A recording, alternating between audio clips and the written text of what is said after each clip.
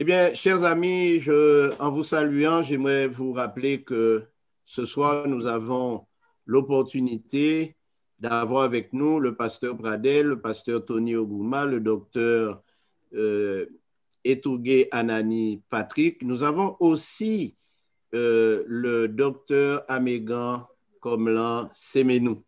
Donc, nous aimerions vous dire bienvenue à ceux qui viennent pour la première fois et nous accueillons aussi les habitués, comme on dira, les vieux combattants, les vétérans.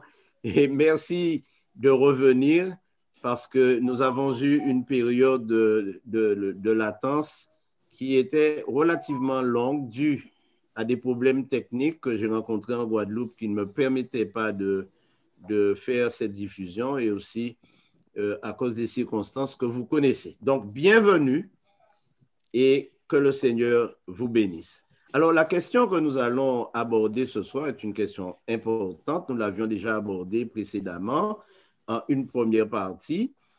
Et le thème est pourquoi la dîme est-elle encore d'actualité? Vous n'êtes pas sans savoir qu'aujourd'hui, le principe de la dîme est très discuté dans le monde chrétien.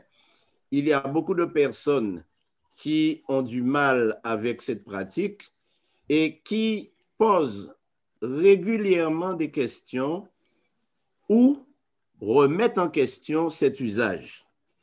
Alors, je vais d'abord souhaiter la bienvenue à Laurence et lui demander si déjà sur YouTube il y a des questions, puisque la dernière fois nous avions décidé de répondre par avance aux questions qui étaient restées en suspens sur YouTube. S'il n'y en a pas, nous allons donner la parole à Dr Patrick Anani Etougué et nous lui poserons une question qui était déjà dans l'air, qui est qu'est-ce donné au moment de la dîme? Qu'est-ce que l'on donnait? Est-ce que c'était de l'argent? Est-ce que c'était de l'or? Est-ce que c'était des animaux? Qu'est-ce que c'était? Alors, Laurence, est-ce qu'il y a déjà des questions que nous avions laissées de côté? Alors, bonsoir à tous. J'espère que vous m'entendez et vous pouvez me voir. Merci. Parce que sur la bande passante cet après-midi en Guadeloupe, c'est un petit peu difficile, mais bon, on va faire avec. Alors, pour l'instant, sur YouTube, il n'y a aucune question de poser en direct et nous attendons évidemment la réaction de nos internautes sur les sujets qui nous intéressent. Merci. Alors, docteur Etougué, est-ce que l'on peut savoir ce qui était donné dans la dîme, ce qui était rachetable, quel genre de produits étaient en cours dans le domaine de la dîme? La dîme dans le système lévitique se donnait normalement des produits du sol et des arbres. Et ce n'est que ces produits du sol et des arbres qui étaient rachetables. Mais on y majorait un cinquième, selon Lévitique 27, verset 31. La dîme des animaux ne pouvait pas être rachetée, selon le verset Lévitique 27, verset 32 à 33. Donc, tout ce qui était le produit, n'est-ce pas, de la terre était donné en dîme. C'est-à-dire, vous avez les récoltes de la terre, Lévitique 27, verset 30, Nombre 18, verset 27. Vous avez le fruit des arbres. Oh, donc tu as ça, le fruit des arbres. Vous avez le mout de la cuve, Nombre 27, verset 27. Vous avez l'huile des oliviers. Vous avez le miel. La nature de cette liste et d'autres éléments montrent que la dîme a beaucoup évolué. Les produits des champs étaient en principe inclus dans le paiement de la dîme. Alors, dans ce cas, les listes que l'on tire des textes montrent qu'elles étaient composites et non représentatives. Donc, la dîme a suivi les économies d'Israël. Lorsqu'ils étaient des éleveurs, on donnait la dîme des menus et des bétails. Les animaux de menus et de gros bétail étaient donnés en dîme comme des moutons et des bœufs. Ils sont aussi mentionnés. Mais quand ils sont rentrés dans la zone de la Syrie-Palestine, la dîme a été attribuée au temple par des choses comme de l'huile, du miel. Donc, ça a évolué. Mais généralement, comme nous le voyons, c'était toutes des choses de la récolte qu'on pouvait récolter comme le vin qui n'est pas un produit du sol, mais qui était récoltable. On donnait aussi Alors, cela en dîme. Donc, tout ce qui docteur, était retenu. docteur, on a eu un petit problème technique, donc j'aimerais qu'on reprenne l'explication. OK. Mais juste avant, j'aimerais rappeler que docteur Etougué a écrit 2 livres, Dîme, Temple et Argent, et la dîme en question, Histoire et théologie.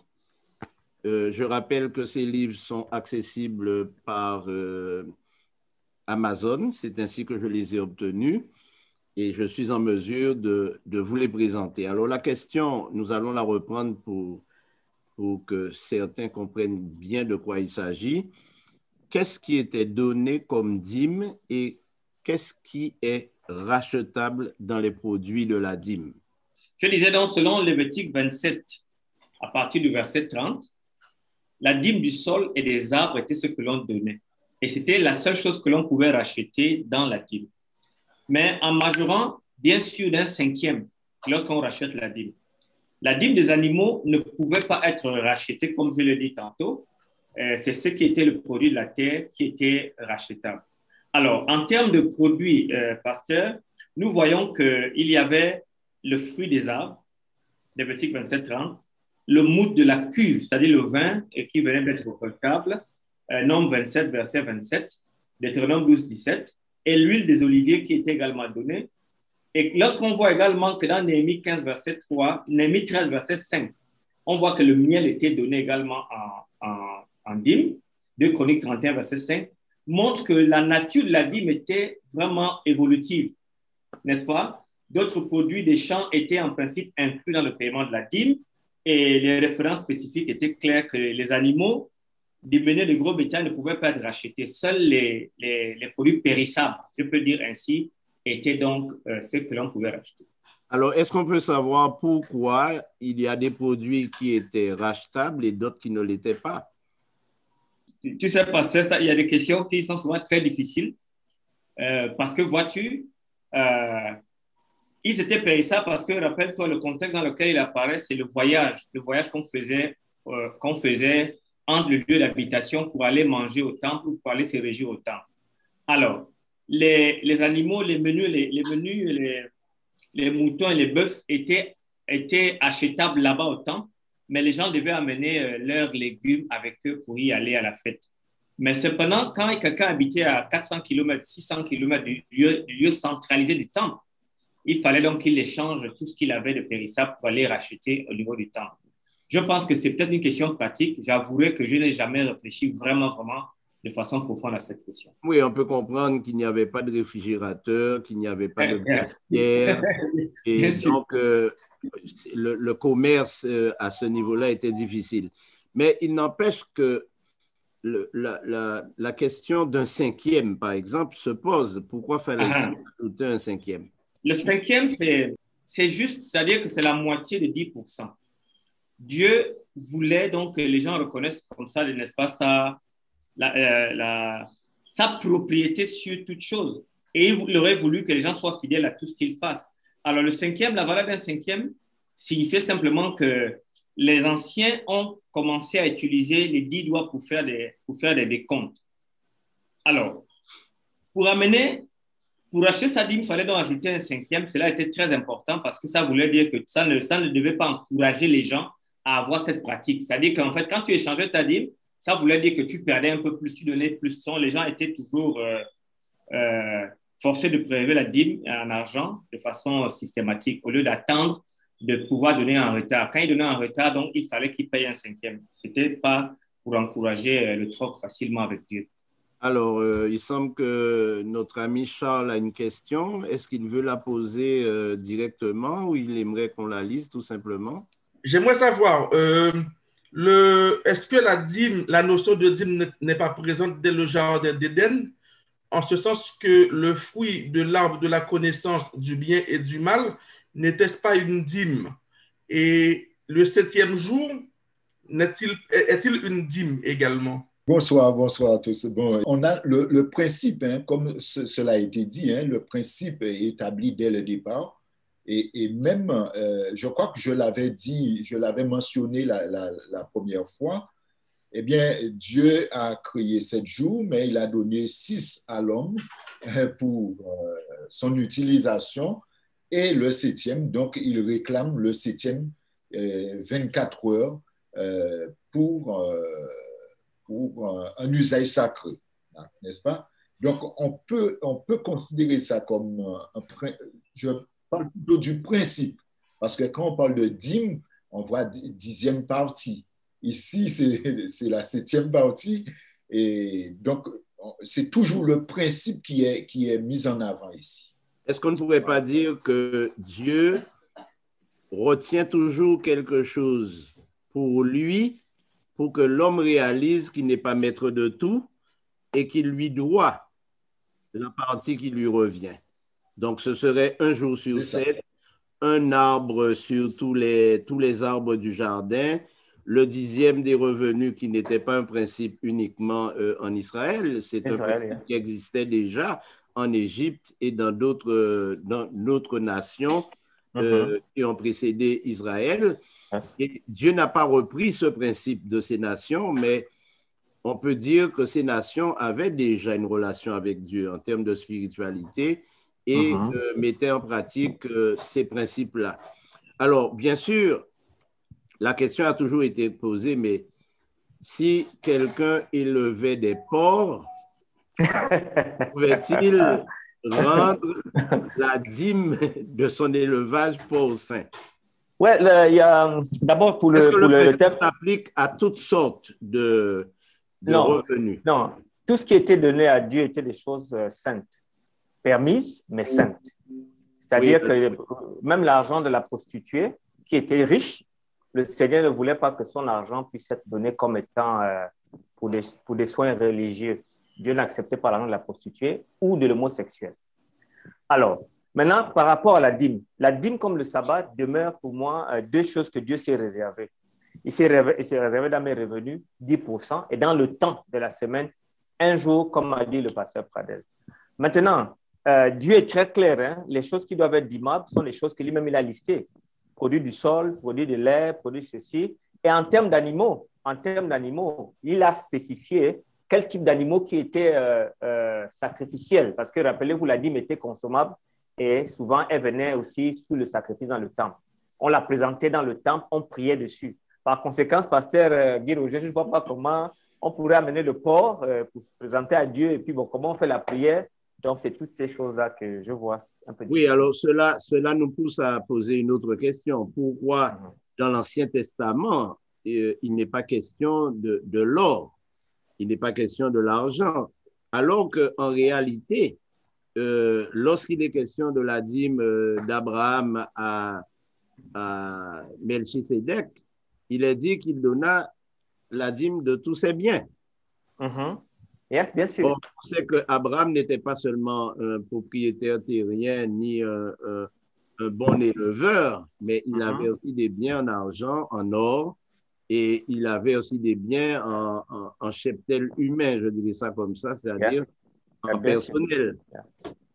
Alors, pourquoi dans l'Ancien Testament, les matières premières comme l'or, l'argent ne faisaient pas l'objet de la dîme? Comme nous la connaissons, comme nous le connaissons, ne sont pas les mêmes choses que nous avons vécues. En fait, dans l'ancien temps, l'argent qui était un métal précieux avec de l'or était des métaux d'échange et de troc. On faisait les chairs des temples, on ornait les choses en or, on faisait des l'arche avec de l'or, mais ce n'était pas encore au sens de la monnaie. Et c'est parce que, bon, tu ne me permets pas de partager, mais j'aurais pu partager, je t'aurais montré. En Égypte, en Israël, toutes ces personnes échangeaient de l'or et de l'argent. C'est pour ça que quand on voyait le mot cycle d'argent, il n'y avait pas de l'argent dans l'Ancien Testament. On devrait dire poids d'argent. Et ce n'était pas un système facile et aisé parce que si on te donnait 20 kilos d'or, tu ne pouvais pas les transporter. Rappelez-vous quand Joseph a attrapé ses frères, il avait rendu le poids d'argent et d'or dans leur sac. Donc, c'était lourd. Il fallait avoir des ânes. Donc, ce n'était pas facile. Ce n'est que vers le 7e siècle, avec les Perses qui ont inventé la darique. La darique était la première pièce de monnaie frappée à l'effigie du roi perse. Après, il y a eu Alexandre le Grand et puis la monnaie est devenue au niveau du Nouveau Testament plus facile. Mais dans l'ancien temps, c'était des gros lingots, des poids et donc ce n'était pas aisé. Mais néanmoins, dans le temple, l'or était là pour faire des ustensiles, les trompettes, pour faire des plats en or, pour faire la table de pain. Tout était en or battu. Mais ça servait seulement à ça, non à un échange en tant que tel. Mais dans Deutéronome 14, pasteur, on voit quand même, il y avait déjà quand même une réminiscence. Deutéronome 14 qui dit, il échangera avec l'argent. dans Deutéronome 14, je crois, verset 24, et il ira acheter. Donc, en fait, les traductions nous créent des problèmes. C'était du troc. Tu prends 1 kilo d'or, tu échanges avec les aliments et tu vas échanger là-bas au temple. Donc, c'était un troc. Oui, mais alors, est-ce que cela ne fait pas le lit de ceux qui pensent qu'aujourd'hui, puisqu'il n'y a plus de pasteur, donc il n'y a plus de... Quand je dis pasteur, c'est au sens littéral du terme, c'est-à-dire qu'il s'occupe d'un troupeau, puisqu'il n'y a plus de sacrificateur, il n'y a plus de sacrifice, on n'est pas tenu de donner la dîme, alors que l'impression qu'on pourrait avoir, c'est que c'est un principe qui s'appliquerait à tous les revenus de toutes les périodes, de tous les moments de l'existence. Yes, bien sûr. En réalité, le problème vient de la définition de la loi, pasteur. La plupart des chrétiens disent que nous vivons au temps de la grâce et la dîme était au temps du temple. Donc, ils font une dichotomie donc, entre les deux liens. Parce qu'il n'y a plus de temple, il n'y a plus de lévite, il n'y a plus de prêtre. Par conséquent, donc nous ne devons pas avoir à payer la dîme. Mais si vous voyez, dans le Nouveau Testament, l'économie de la grâce ne s'oppose pas à l'économie du temple. Parce que rappelez-vous, le livre des Hébreux qui a été écrit en 65 après Jésus, Paul, lorsqu'il parle de la dîme, en parlant de Melchisédek et de Jésus-Christ, il la met au présent. Il dit le peuple qui paye la dîme. Il ne dit pas qui payait la dîme. Nous sommes en 65 après Jésus-Christ. Donc, c'est cette lecture-là qui crée le problème. Et là, lorsque Paul fait sa théologie du don, il dit que tout ce qui travaille dans le temple ont droit à y prendre part. Donc, Paul englobe toute l'économie en un seul mot. Mais rappelez-vous que quand Paul parle dans 1 Corinthiens 9, il parle des aides que les autres églises devaient apporter à la famille de Jérusalem. Le contexte n'était pas un contexte d'adoration. Et il pouvait dire, chacun de vous, mettre à part chez lui ce qu'il a pour envoyer des biens pour l'église de Jérusalem qui souffrait. Donc, on n'a pas réellement le contexte. Mais nous avons la parole de Jésus-Christ qui ne critique nullement la dîme. Il critique les pharisiens. Mais Christ n'annule pas la dîme. Et ça nous suffit pour nous, les adventistes, même s'il y avait seulement Malachie. Pour les chrétiens qui sont sérieux, même s'il y avait seulement Malachie, sans aucun texte du Nouveau Testament, la Bible, c'est l'Ancien au Nouveau Testament. Mais pour certains protestants, pour eux, la Bible, quand le Nouveau Testament n'a pas confirmé, c'est à rejeter. Donc, c'est la lecture de la Bible.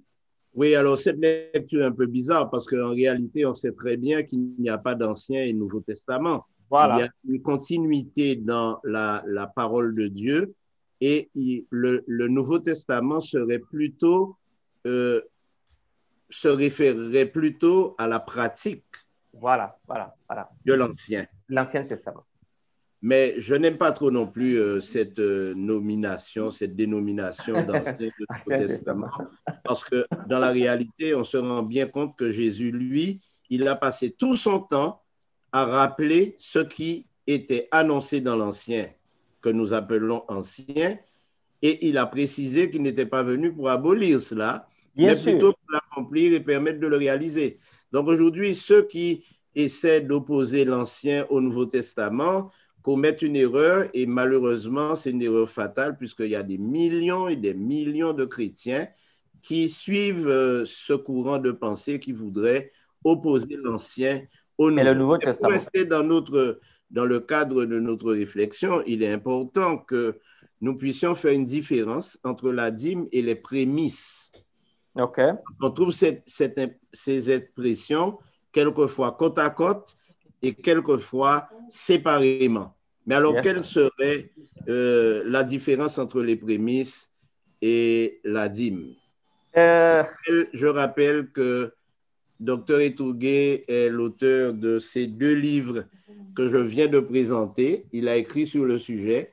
Mais nous avons avec nous Dr Amégan, pasteur Voltaire, pasteur Pradel, pasteur Tony Oguma, qui aujourd'hui ont l'air d'avoir choisi d'être des auditeurs, des spectateurs plutôt que des acteurs. Alors, n'hésitez pas à prendre la parole et à donner votre avis sur la question, puisque vous en êtes à votre niveau des spécialistes aussi. OK. D'accord. Je voudrais dire que la tradition chrétienne, relie la dîme aux offrandes volontaires au sein des premières communautés. Mais dans mon livre, je dis quand même que la dîme peut être traitée simplement comme une sous-catégorie de prémices, pasteur. Regarde, ce qui se passe, c'est que les prémices étaient cette première chose que tu prenais dans ton revenu, le revenu de l'air, le revenu du pressoir, le revenu des champs. Mais de manière, moi qui ai vécu dans une zone champêtre, à Nanga et Boko, j'ai vu comment les gens en Afrique faisaient. Les prémices pour eux, c'était lorsque tu as un champ de maïs, les premiers pousses, ils les enlevaient pour les amener au temple pour donner au pasteur. Mais en même temps, quand les pousses devenaient tous adultes, ils donnaient encore 10%. Ça, c'était comme ça qu'ils comprenaient la chose. Donc, pour eux, les prémices étaient différentes de la dîme. Mais dans le fond, quand même, quand tu as fait cet acte-là, je ne sais pas, Gradel, si tu vas t'accorder avec moi, la dîme, c'est une forme de prémisse également. Mais à quel niveau on fait la différenciation? Souvent, je crois, comme le pasteur a bien dit, ils sont souvent synonymes, hein, dans les mêmes textes. Vous donnerez la dîme de vos prémices, la dîme. C'est quand même assez difficile. Je n'arrive pas à vraiment, de manière très claire, spécifier la différence. Oui, alors, en étudiant le sujet, je me suis rendu compte que dans la pratique, le berger qui prélevait la dîme de son troupeau, en fait, le faisait d'une manière systématique à chaque saison. En réalité, il créait 2 enclos, un enclos pour lui et un enclos pour l'Éternel. Et en faisant passer les brebis, les bœufs, les moutons, etc., dans un couloir, il comptait jusqu'à 9. Les 9 allaient dans son enclos et la 10e allait dans l'enclos de l'Éternel. Ce qui fait que la notion de prémisse aurait dû être la première dans l'enclos de l'Éternel et la 10e, les 9 autres dans l'enclos du berger. Alors, l'observation qui a été faite est que, en observant le contenu des enclos, on se rendait compte que le contenu était potentiellement le même, c'est-à-dire l'enclos du berger, composé bien sûr de beaucoup plus de brebis, mais proportionnellement autant de brebis saines que de brebis malades, puisque si la 10e brebis était malade et elle allait dans l'enclos de l'Éternel, le berger ne pouvait pas racheter cette brebis pour la mettre dans son enclos et mettre une brebis saine dans l'enclos de l'Éternel. Et à ce moment, s'il devait procéder ainsi, il devrait effectivement mettre dans l'enclos de l'Éternel un 5e. Et c'est la raison pour laquelle de nombreux auteurs ont commenté cette pratique en disant que le système de la dîme permet de comprendre que Dieu, qui est associé à l'homme ou qui s'est associé à l'homme, partage à la fois perte et profit.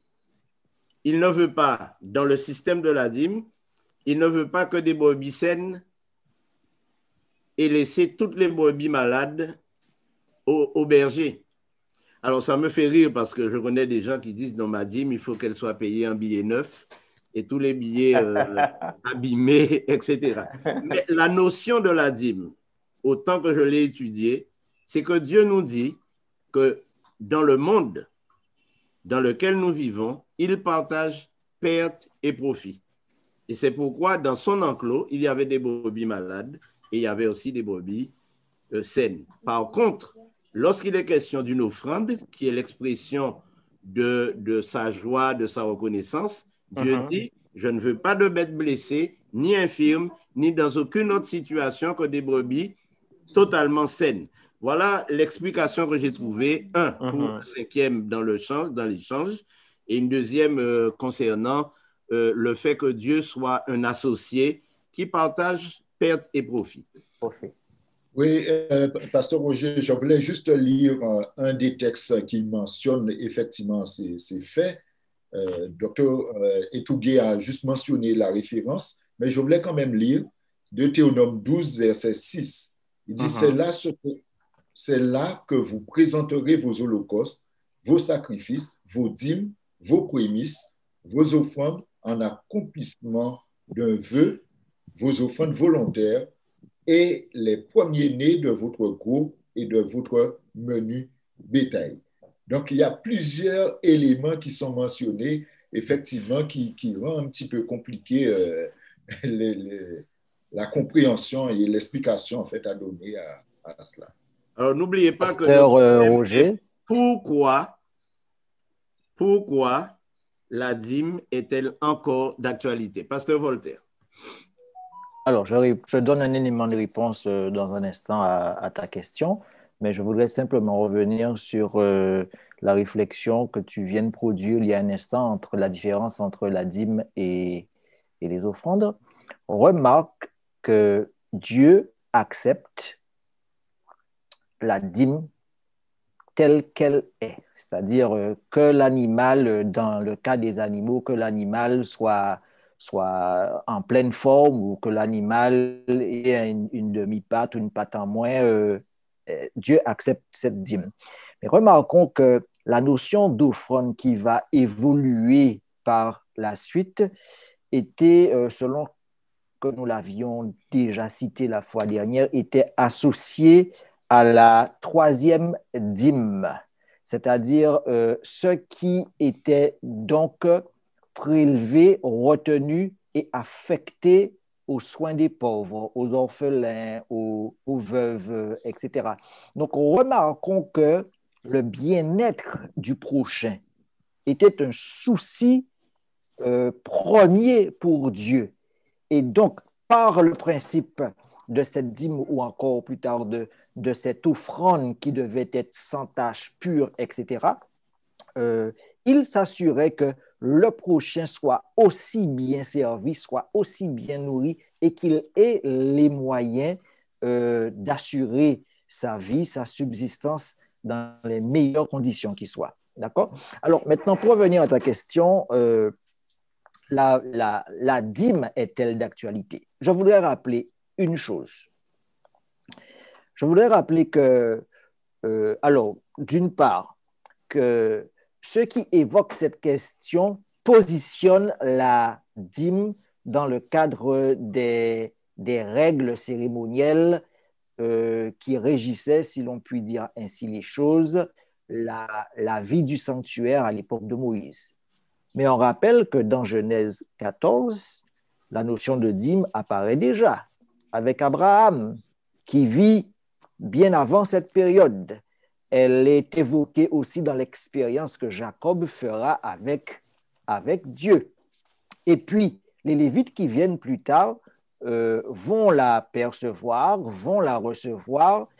Et on rappelle que l'un des objectifs du ministère du sacrificateur et des prêtres consistait dans la révélation de Dieu, instruire le peuple, le former et donner à ce dernier de rencontrer Dieu et de le recevoir dans sa vie.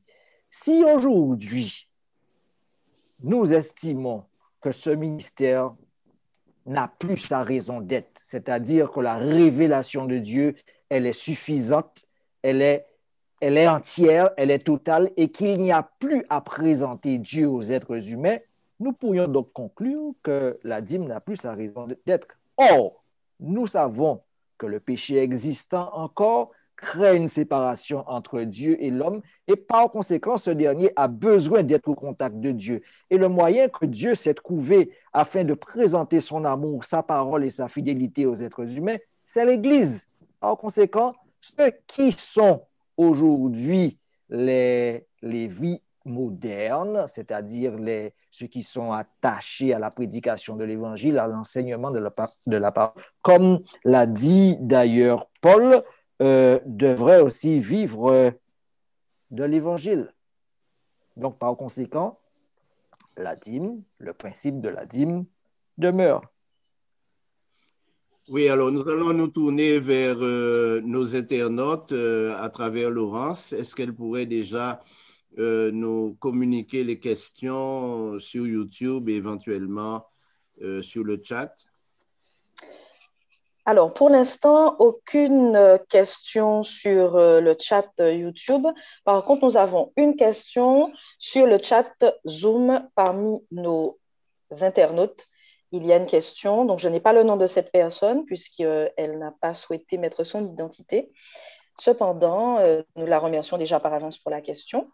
Alors, la dîme est sacrée, certes, mais est-ce que ceci garantit son utilisation? Est-ce que l'utilisation de la dîme aujourd'hui est sacrée? Voilà pour les réactions de nos internautes. D'accord, merci. Avant de répondre à cette question, est-ce que Denis Biaye est encore visible? Alors, est-ce que tu pourrais nous dire comment le Coran considère-t-il la question de dîme et d'offrande? Oui, le Coran parle de la zakat. Il recommande à tout musulman de s'acquitter fièrement de la zakat, vraiment de la zakat à tout musulman. Et il y a la sourate 2, le verset 43. Nous revenons à la question qui a été posée concernant le caractère sacré de la dîme et le caractère non sacré de son utilisation. Je pense que dans cet aspect, la question engage deux individus. Le premier individu, c'est celui, n'est-ce pas, qui donne la dîme, qui doit considérer la sacralité de ce qu'il donne à Dieu. Le deuxième volet, c'est celui qui reçoit cette dîme et qui doit à son tour considérer cela comme quelque chose de sacré et l'utiliser, n'est-ce pas, à bon escient. Je pense que chacun a un rôle à jouer et chacun doit jouer son rôle et que l'on ne doit pas, n'est-ce pas, chercher à se poser la question par rapport à l'autre. La bonne question devait être, est-ce que moi, à mon niveau, que je sois celui qui donne, celui qui reçoit, est-ce que moi, à mon niveau, n'est-ce pas, je considère, n'est-ce pas, la dîme comme étant sacrée? Si je suis celui qui donne la dîme, qui rend la dîme, je me pose cette question. Si je suis celui qui reçoit la dîme, je me pose cette question. Chacun doit se poser sa question à son niveau. Je ne pense pas que le rôle nous est donné de nous poser cette question pour l'autre. Je devrais me poser cette question pour moi. Est-ce que je donne ma dîme? Est-ce que je la considère comme sacrée? Et si je reçois la dîme, est-ce que je la considère toujours aussi bien, aussi sacrée comme, n'est-ce pas, la personne qui donne sa dîme? Alors, généralement, lorsqu'on parle de choses sacrées, on pense aussi au culte à rendre. Est-ce qu'il ne serait peut-être pas plus, j'allais dire, plus pratique ou plus normal de dire que la dîme est consacrée plutôt que simplement dire qu'elle est sacrée, au point que certains aient tendance à vouloir adorer même la dîme? Alors, je pense qu'il y a une responsabilité pour apporter un élément de réponse à la question. Il y a des responsabilités à plusieurs niveaux.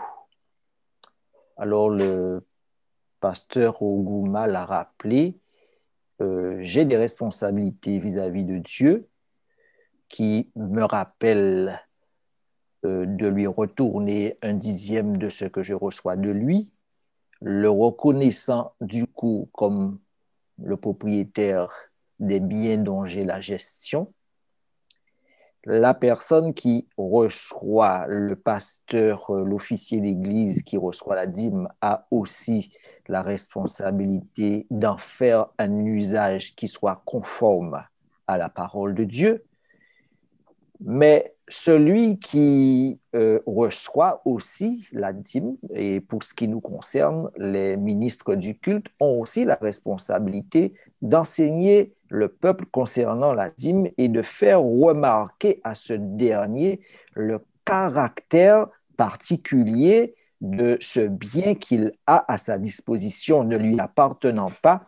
Par conséquent, il lui incombe d'en faire aussi un usage qui honore Dieu en le mettant de côté, comme cela a été prescrit dans le Nouveau Testament par Paul.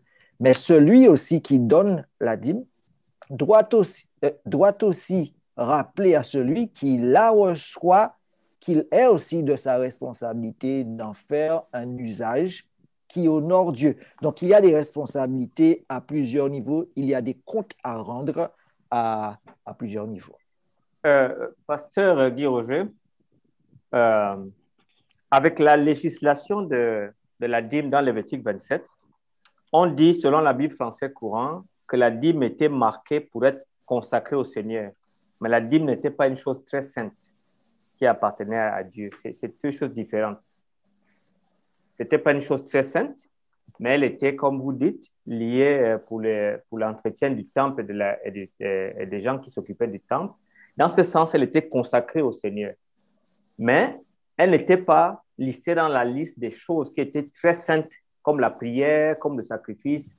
Donc, c'était la petite nuance, comme je vous disais. Je pense que c'est une nuance importante parce que aujourd'hui, il y a beaucoup de théories autour de la sacralisation de la dîme et aussi au niveau de ceux qui la reçoivent, il y a une tendance à vouloir leur imposer un comportement et une attitude qui devrait tenir compte du caractère sacré de la dîme. Alors, ce que l'on pourrait aussi ajouter à ça, c'est que c'est le principe qui est sacré, Claire. mais pas l'objet. Parce que celui qui détermine l'objet, c'est celui qui est saint, et c'est Dieu. Et quand il demande de lui consacrer, c'est-à-dire de lui destiner 1/10 de nos revenus, j'ai tendance à poser la question, mais il aurait pu demander 20%, il aurait pu dire 30%, mais il a dit 1/10. Qu'est-ce que nous pourrions dire de cette attitude de Dieu qui réclame la plus petite partie par rapport à sa créature qui, elle, reçoit 9/10? S'il vous plaît, pasteur Roger, la 10e dans la Bible symbolise la plus petite partie d'une unité. Lorsque nous prenons par exemple la discussion d'Abraham avec Dieu au sujet de Sodome et de Gomorrhe, Abraham part de 50 et il s'arrête à 10. Et inversement, quand Dieu dit par exemple que seule 1/10 du peuple ou de quelque chose d'autre sera conservé, l'idée dans tout cela, c'est que ce sera seulement une petite partie. Donc, la dîme dans la Bible, c'est, disons, la proportion en deçà de laquelle il n'est pas bien séant de descendre. Donc, j'ai tendance à dire que lorsque un chrétien faillit dans la dîme, dans mon langage, on dira toi aussi, parce que c'est juste la plus petite partie de ce que Dieu t'a donné qu'il réclame. Voilà ce que je pourrais dire. Oui, alors, on peut penser que l'homme, d'ailleurs, c'est une constatation. Dieu a dit de retenir un jour, ben ce jour-là, c'est précisément celui-là qu'on veut prendre et c'est celui qui appartient à Dieu. Ève s'est trouvée devant l'arbre, c'est cet arbre-là qui l'intéressait. Et aujourd'hui, quand on parle de la dîme, les gens disent, mais alors, bon, qu'est-ce qu'on va donner à Dieu? De toute façon, Dieu a tout, il possède tout, et maintenant, il réclame de nous 1/10 de nos revenus. Qu'est-ce qu'il fait avec ça? Et en plus, on ne le voit même pas. Donc, il y a beaucoup de réactions, quelquefois amusantes, autour de cette question qui est très sérieuse, parce que beaucoup de chrétiens aujourd'hui sont dans la vallée de l'indécision, hein, je veux dire, par rapport à cette question, et certains vont jusqu'à renier le principe en disant qu'il n'est plus applicable et qu'il n'est plus nécessaire de s'y atteler. Et c'est la raison de notre rencontre de ce soir. Non, je voulais dire, sur ce point, on voit que ce que Dieu réclame est vraiment minime par rapport à ce qu'il nous donne. Maintenant, et comme nous parlons de principes, on voit bien que Dieu, à travers ces principes, eh bien, veut développer en nous certainement la loyauté. Parce que le fait de remettre ce qui ne nous appartient pas, c'est d'être loyal envers lui. Et en étant fidèle à cette loyauté, eh bien, Dieu nous permet en même temps de ne pas être égoïste, parce que c'est vraiment peu demandé. Et en même temps, cela permet à son œuvre donc de se développer, d'aller de l'avant. Donc, on a parlé de la dîme pour la loyauté, pour la fidélité, et on pourrait dire pour les offrandes, on voit bien qu'il y a un principe derrière qui est de la reconnaissance. Je pense que ces deux termes sont utiles et Dieu veut développer ces deux éléments-là dans ses créatures. D'accord, Pasteur Voltaire.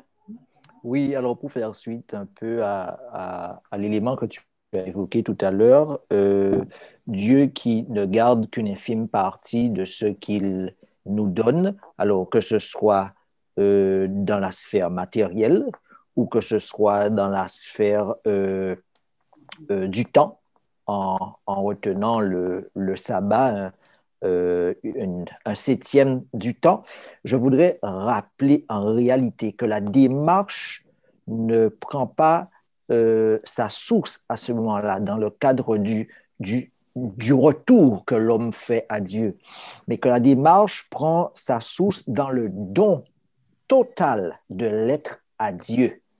Et j'aimerais rappeler que 1 Corinthiens chapitre 6, versets 19 et 20, Paul rappelle que notre corps est notre première offrande à Dieu et que cette offrande, elle n'est pas partielle, mais qu'elle est entière et totale. Ne savez-vous pas que votre corps est le temple du Saint-Esprit et que Paul va donc exhorter les chrétiens à se consacrer entièrement dans leur corps à Dieu, car c'est une habitation même de Dieu, de l'Esprit Saint. Et par conséquent, une fois que notre cœur est entièrement entre les mains de Dieu, il est tout à fait normal de lui offrir le 10e des biens, le 7e du temps. Mais remarquons bien que lorsque Christ fait allusion à retourner à César ce qui est à César et à Dieu ce qui est à Dieu, sur la pièce de monnaie, il était porté l'effigie de César, mais dans l'être humain que je suis, apparaît l'image de Dieu et par conséquent, je suis appelé à me consacrer entièrement à l'Éternel. Alors, à quel moment le glissement s'est fait entre la pratique de la dîme dans l'Ancien Testament, une pratique que l'on retrouve aussi dans le comportement des disciples, dans le comportement des pharisiens? Bon, Jésus rappelle aux pharisiens qu'ils paient la dîme de la nette et de la menthe et du cumin, mais qu'ils négligent un certain nombre de choses. Et certains prennent ce reproche comme une sorte d'abolition de la pratique de la dîme au profit de la charité et de la pauvreté. Alors, pasteur et docteur Etougué, que pouvons-nous dire de cette notion qui est évoquée ici? Et je demanderai aussi à docteur Amégan de nous parler du concept même de la pauvreté. OK. Docteur Amégan peut commencer. Avant de parler donc du concept de la pauvreté, j'aimerais revenir sur la dîme dans l'Ancien Testament que les gens ne contestent pas, mais qu'ils contestent dans le Nouveau Testament. J'ai essayé d'étudier un peu le livre de Malachie parce que le docteur Etougué en a fait tout à l'heure allusion. Ce livre est fondamental dans la transition du peuple de Dieu, Israël, vers le peuple de Dieu, l'Église. Les derniers mots de Malachie prédisent Élie. Dieu dit, je vais envoyer Élie dans ces jours-là. Et Jésus confirme que si nous voulons bien le comprendre, Jean-Baptiste est cet Élie-là. Et nous savons, donc Jean-Baptiste fait le pont entre l'Israël de l'Ancien Testament et l'Israël spirituel, l'Israël du Nouveau Testament. Maintenant, dans ce livre de Malachie, Dieu reproche à Israël de l'Ancien Testament, si vous le voulez, fondamentalement deux choses. L'infidélité dans le mariage, je dirais le divorce. Vous avez été infidèle à la femme de votre jeunesse, et l'infidélité des Juifs vis-à-vis de la dîme.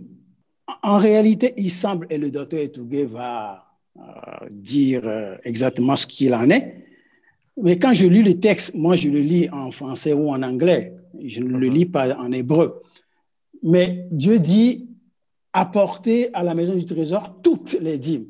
Et quand moi je lis le texte en français ou en anglais, j'ai l'impression que ce que Dieu reproche à Israël, c'est qu'ils apportaient de la dîme, mais pas toute la dîme. Donc, ils étaient infidèles dans la dîme. Ils trompaient Dieu.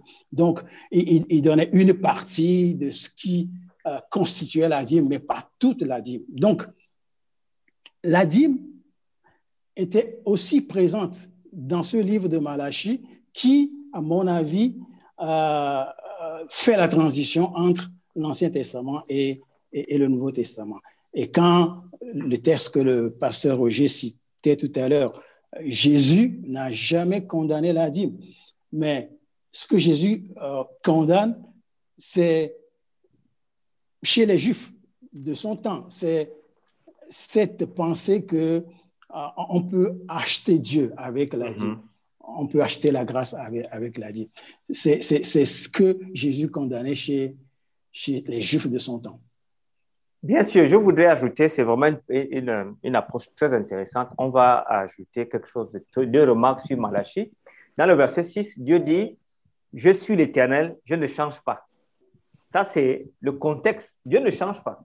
Et dans ce thème-là qui ne change pas, il dit « apporter », verset 8. Et il dit « pas dans le temple, mais il dit dans ma maison ». Donc, les mots sont très bien choisis. Dans Malachie, la dîme n'est pas liée au temple, mais elle est liée au service de Dieu dans sa maison, qui peut être l'église, qui peut être la synagogue, sans ça crée de problème.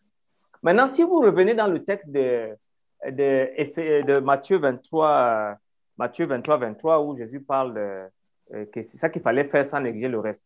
Vous savez, quand quelqu'un est fidèle à Dieu, même le texte le plus clair devient vraiment tordu. Parce que Matthieu 5, 17, pasteur Tony, qui dit que je ne suis pas venu pour abolir la loi ou les prophètes, mais il dit ça qu'il est venu abolir. Qu'est-ce que vous pouvez répondre à ces genres de personnes?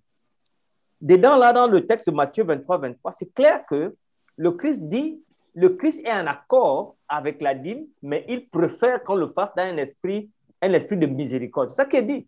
Donc, Christ aurait pu dire une bonne fois que c'est passé et puis c'est fini, on ne serait plus en train de garder la dîme. Et là, je pense que pasteur Amégan a vraiment raison. Moi, je voudrais vous dire dans le texte de Hébreux chapitre 7, verset 9, je me rappelle, Paul dit, Lévi, qui perçoit au présent la dîme, l'a payé au passé. Nous sommes en 65 après Jésus-Christ. Pour ainsi dire, par Abraham. Donc, moi, la dernière émission que nous avons faite sur la dîme, j'ai donné deux mots. Dans l'ancien temps, les gens payaient la dîme en prospective. Donc, Abraham a existé 1500 ans avant que Lévi ne paye la dîme. Et donc, quand Abraham le faisait, c'était en prospective dans le futur. Mais nous sommes déjà après Jésus-Christ, donc nous payons ça en rétrospective par Abraham. Abraham est toujours le père de la foi, il est là. Donc, pour moi, je vois tellement de choses positives dans la dîme. Je ne sais pas pourquoi ça crée un problème, personnellement. Merci beaucoup. Il y a une autre situation parce que il est bon de rappeler que la dîme est un principe antérieur à l'édiction d'une loi ou d'un commandement, puisque Abraham l'a pratiqué, Jacob l'a pratiqué. Tous ceux qui l'ont pratiqué de façon naturelle, j'allais dire, ou plutôt de façon spontanée, ne se référaient pas à un ordre ni à une obligation. Et ceci pour indiquer que ce principe était un principe de reconnaissance. Donc, donner la dîme est un principe de reconnaissance de l'autorité de Dieu, de sa majesté. Et comme je l'ai dit tout à l'heure, Dieu possède tout. Il n'a pas besoin du dixième d'un revenu qu'il a offert à ses enfants. Il n'en a pas besoin. Donc, c'est bien dans ce contexte que nous devons évoluer pour comprendre pourquoi le principe est le même aujourd'hui. D'ailleurs, ceux qui contestent la pratique de la dîme aujourd'hui insistent beaucoup plus sur la nature de la dîme que sur le principe lui-même. On parle d'argent, on parle de chèque, on parle de salaire, mais les revenus sont bien exprimés dans la Bible. Le dixième de vos revenus. Et ces revenus n'ont pas de couleur, même si Dieu précise aux enfants d'Israël pour ne pas oublier que Dieu utilise une méthode didactique. N'oublions pas que Dieu a amené le peuple d'Israël dans le désert pour changer sa mentalité, pour modifier sa manière de faire. Et il prend donc des exemples pour lui dire, voilà comment vous devez faire, voilà ce que vous devez faire. Alors cela nous oblige à nous demander, comme nous l'avons fait la dernière fois, et pasteur, docteur Amégan vient de le préciser, l'infidélité ne portait pas sur le fait de donner la dîme, mais de ne pas donner toutes les dîmes. Alors, docteur Etoulier, qui a étudié ce sujet, pourrait nous dire combien de dîmes existaient et aussi, et surtout, est-ce que la pratique de plusieurs dîmes aujourd'hui pourrait être envisagée de manière à rendre le christianisme un peu plus humain? Yes, ça, c'est la question la plus importante qu'il faudrait vraiment, nous éplucher là-dessus. Il y avait 3 dîmes en Israël, en fait. C'est une complexité. Lorsque vous lisez Deutéronome chapitre 14, versets 22 à 29, et vous le comparez à Lévitique et Nombre, vous estimez que elles sont différentes. Parce que la dîme de Deutéronome 14, elle est mangée dans le lieu centralisé, le temple. Celle de Lévitique 27, elle est donnée directement aux Lévites qui, eux, ils prennent également 10%, ils donnent aux prêtres. Et celle de Deutéronome 16 également sont maintenant non pas mangées au temple, mais elles sont mangées tous les 3 ans et les 6 ans au lieu où ils habitent eux-mêmes. Alors, les gens ont réfléchi à ça.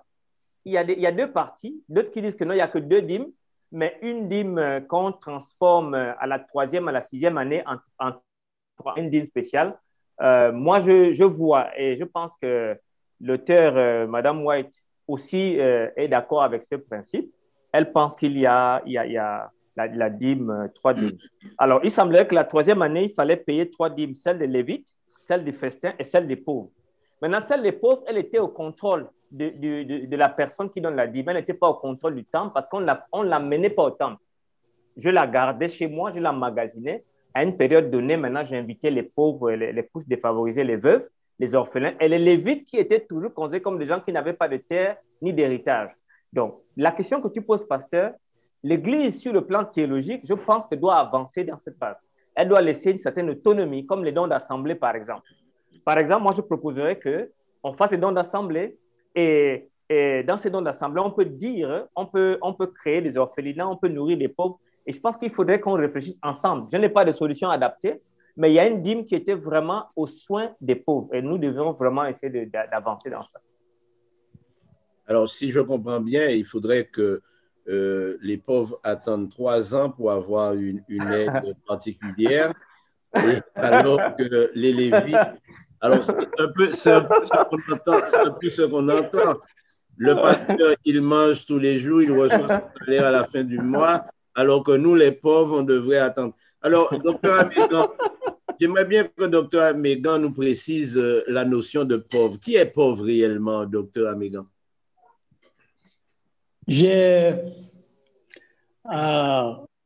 Encore une fois, le docteur Toubé va nous aider.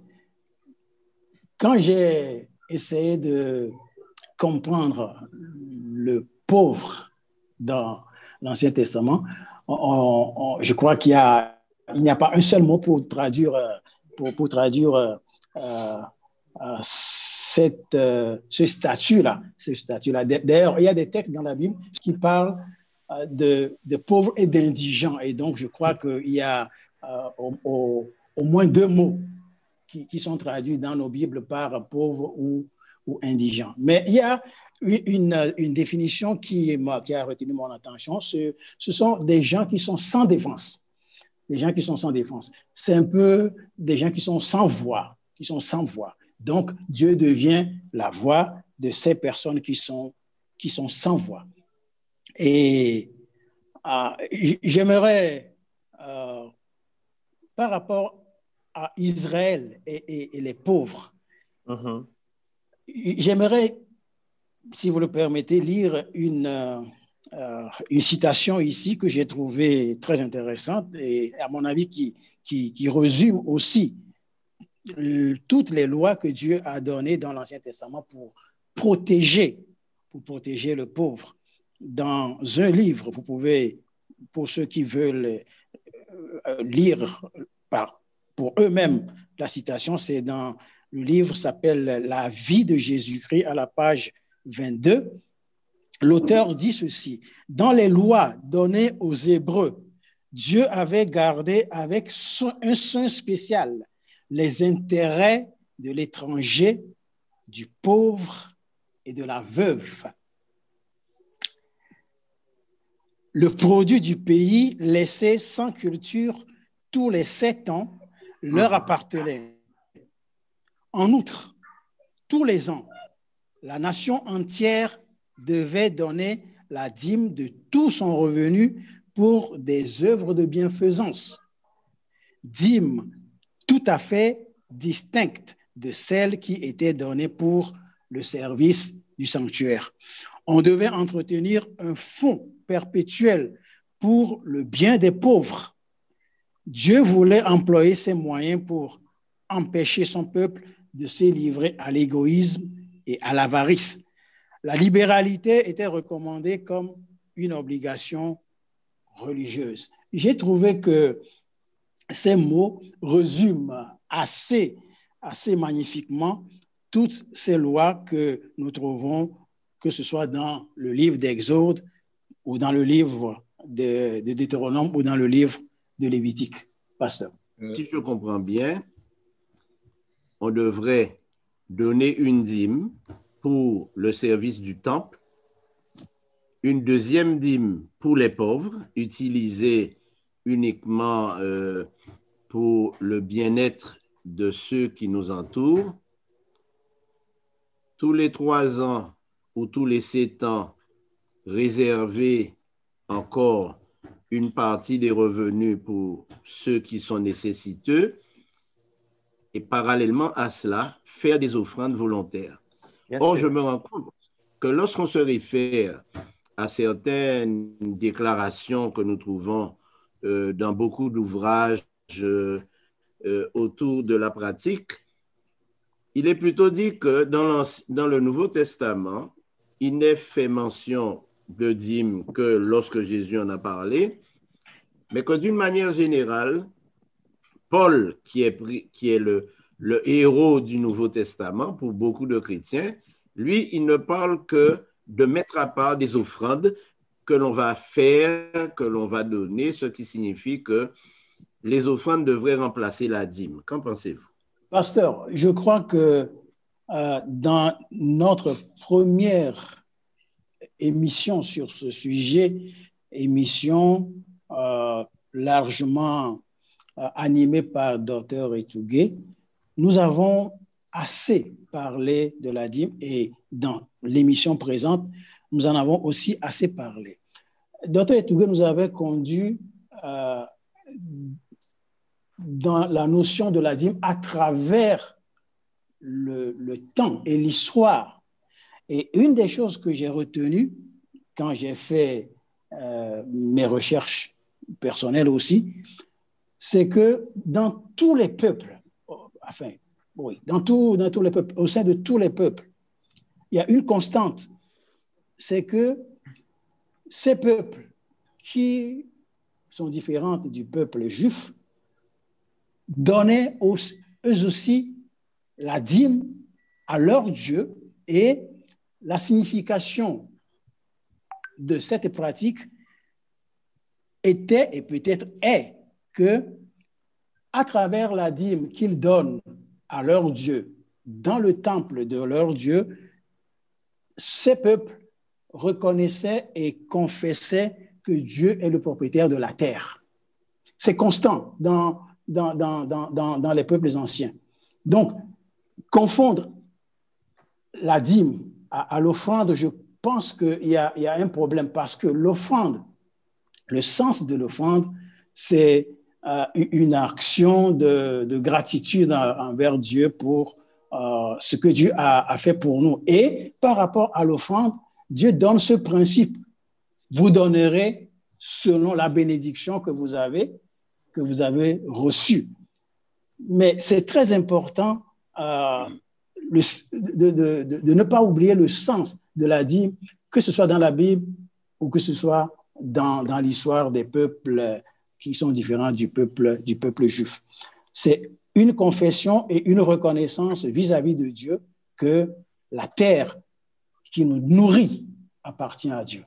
Nous accueillons ce soir Dr Amégrand, Pasteur Pradel, Dr Etougué Anani, Pasteur Voltaire et aussi Pasteur Tony Ogouma.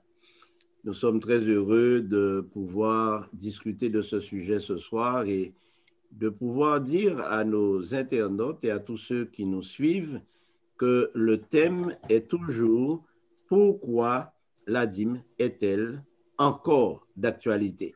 En réalité, nous essayons d'expliquer si ce principe existe encore et s'il est praticable, et dans ce cas, pourquoi doit-on le faire? Alors, nous allons nous tourner vers nos internautes sur YouTube et sur le chat du Zoom pour savoir ce qu'ils pensent et comment ils l'expriment. Bien, alors sur le chat de YouTube, nous avons une question formulée en 2 points. Donc, nous invitons nos intervenants à noter les questions auxquelles ils aimeraient répondre de façon à ne pas oublier une réponse à nos internautes. Alors, Joël Mélion demande « Comment définir le terme « maison du trésor » ? Où se trouve la maison du trésor dont a fait mention d'ailleurs le docteur Etougué tout à l'heure? Donc, voilà pour la première question. Ensuite, sur le chat du Zoom, nous avons eu quelques réactions déjà depuis notre dernière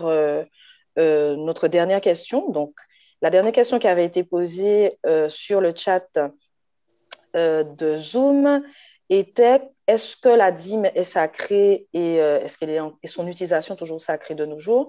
Le même internaute nous pose 3 autres questions. Déjà, avons-nous le devoir, en tant qu'enfants de Dieu, de diriger la dîme que le Seigneur nous donne, ou est-ce que nous croyons que le travail missionnaire se fait? Ensuite, comment comprendre l'esprit de prophétie quant à l'œuvre qui finira par les laïcs quant à la dîme, à savoir pour finir l'œuvre? J'espère que je ne vais pas trop vite et que vous notez au fur et à mesure. Ensuite, une autre question. Est-ce que les Juifs donnent la dîme? Est-ce que les Juifs donnent la dîme? Enfin, je regarde si les questions ne se répètent pas.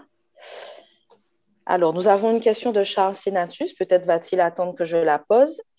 Il dit « Les témoins de Jéhovah s'inspirent du sacrifice d'Isaac par Abraham et de l'histoire de Jephthé pour prétendre que Dieu agréait les sacrifices humains dans le cadre des offrandes. Quelle est l'interprétation de l'Église adventiste de ces passages bibliques?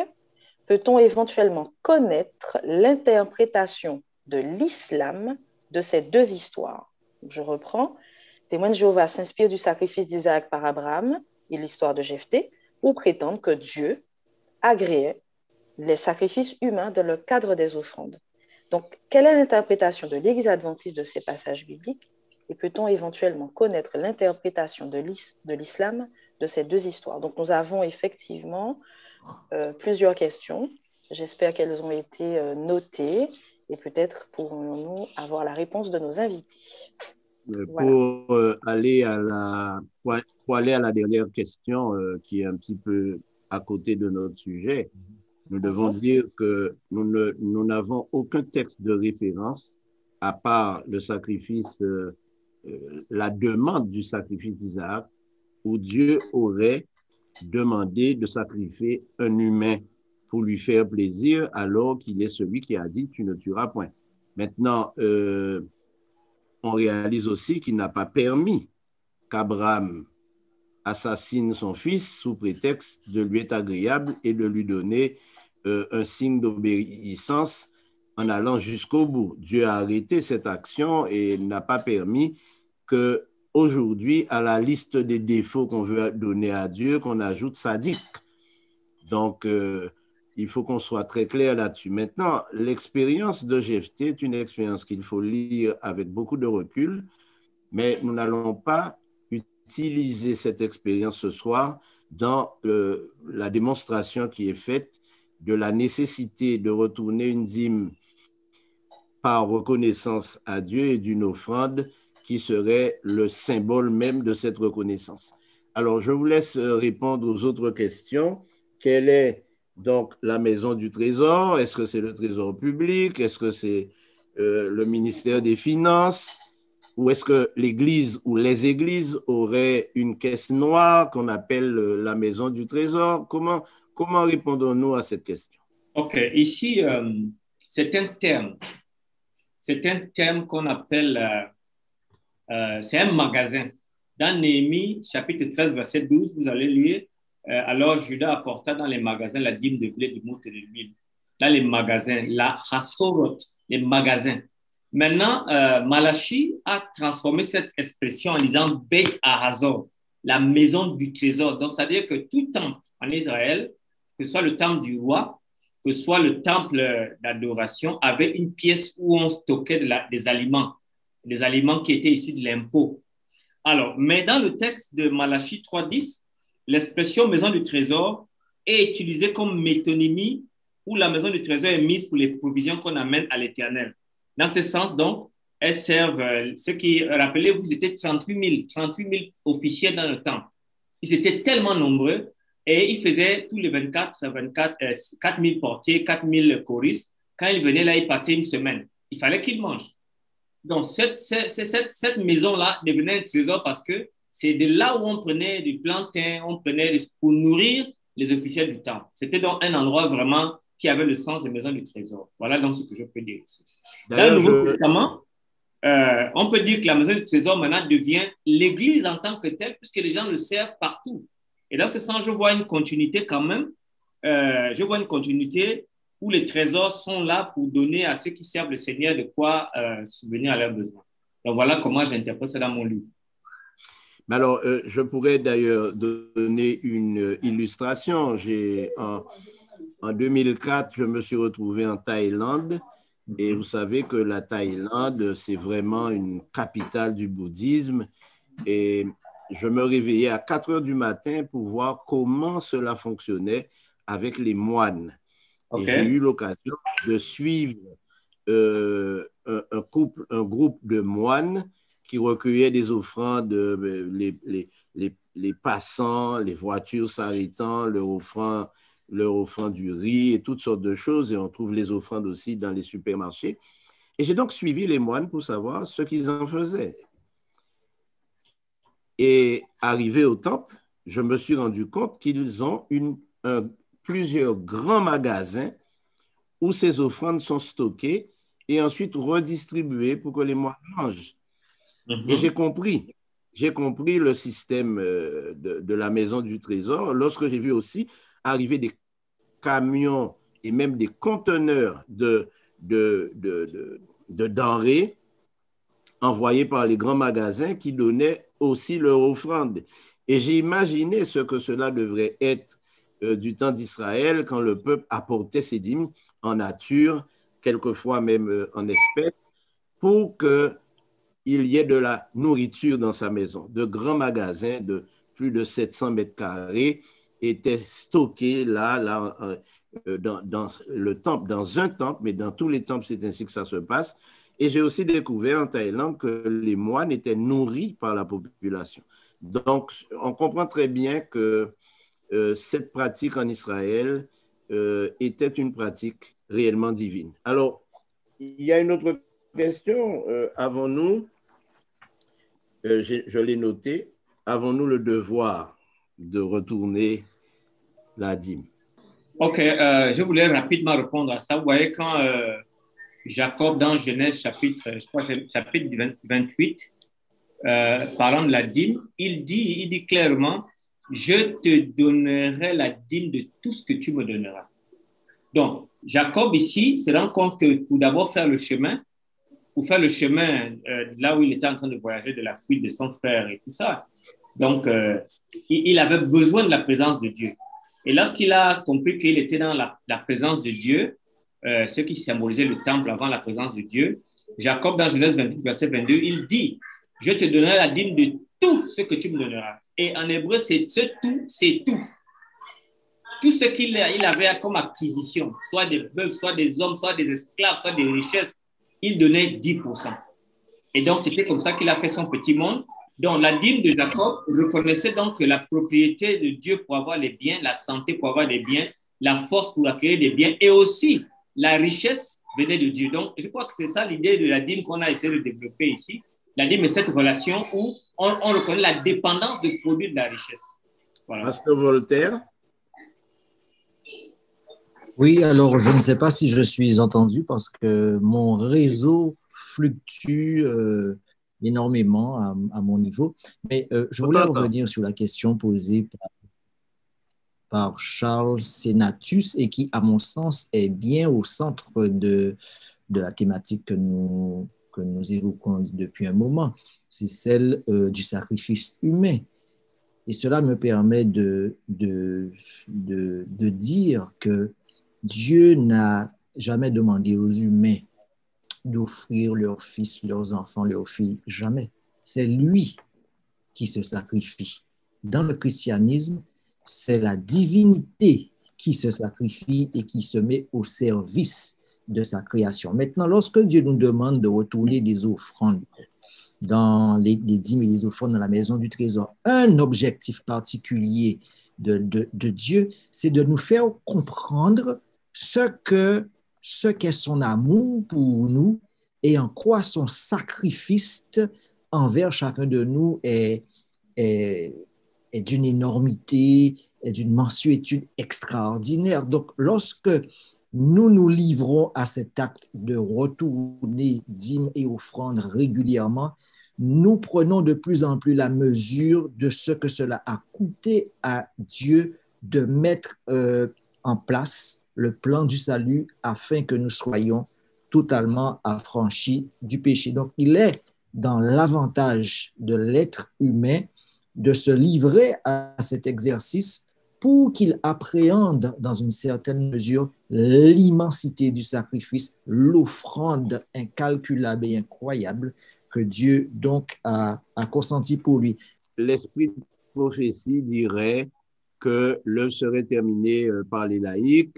Je n'ai pas très bien compris le sens de la question. Est-ce que cela veut dire que la dîme va disparaître avec les pasteurs, hein? Ou est-ce que c'est ce qui pourrait être dit? Oui, c'est-à-dire qu'il faut voir la question sur un plan prospectif, à savoir que deviendrait la dîme si demain l'œuvre était terminée par les laïcs? Et est-ce qu'il y a un rapport entre les deux? La dîme n'est pas réellement accolée simplement au pasteur, parce que quand vous faites l'étude de l'Ancien Testament, vous voyez que les Lévites recevaient la dîme, vous voyez que les prêtres la recevaient, et même des choristes, et même des portiers. Donc, la dîme est ici utilisée pour tous ceux qui font l'œuvre de Dieu.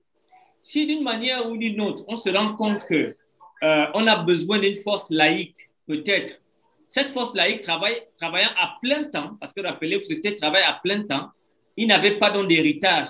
La dîme est pour ces personnes qui n'ont pas la foi, la possibilité de faire leurs affaires, leur business, ainsi de suite, mais qui veulent servir Dieu. Alors la dîme doit prendre soin de ces personnes.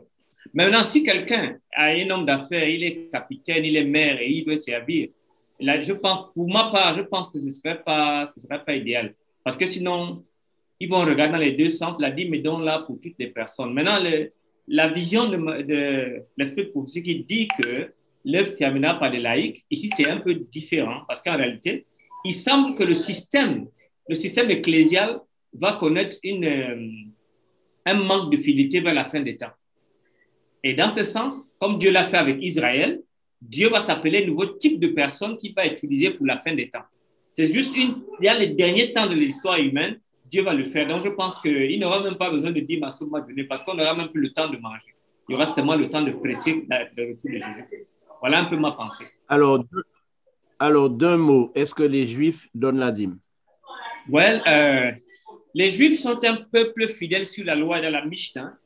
Jusqu'à maintenant, les Juifs sont scrupuleux et fidèles sur la dîme. Il n'y a jamais eu un peuple aussi scrupuleux que ces personnes. Et pas seulement la dîme, mais le sabbat, le régime alimentaire, etc. Puisque dans la plupart des maisons des Juifs traditionnels, il y a 2 réfrigérateurs, un pour le lait, un pour la viande. Oh non, ça, je ne savais pas. Je ne savais pas ça. Et dans les pratiques, on ne mélange pas le lait et la viande et c'est pourquoi on a un réfrigérateur pour la viande et l'autre réservé à tous les produits laitiers, etc. Parce que la Bible dit qu'on ne cuit pas le chevreau dans le lait de sa mère. Bon, okay. Tout ça pour dire que les pratiques juives sont très strictes. Elles sont de plus de 700. Et pour devenir un juif pratiquant, il faudrait être un très, très, très bon adventiste. Bon, c'est une manière de le dire parce que c'est ainsi que cela se présente. Mais que le Seigneur vous bénisse, mes amis. Je vous souhaite une bonne nuit, une bonne fin de semaine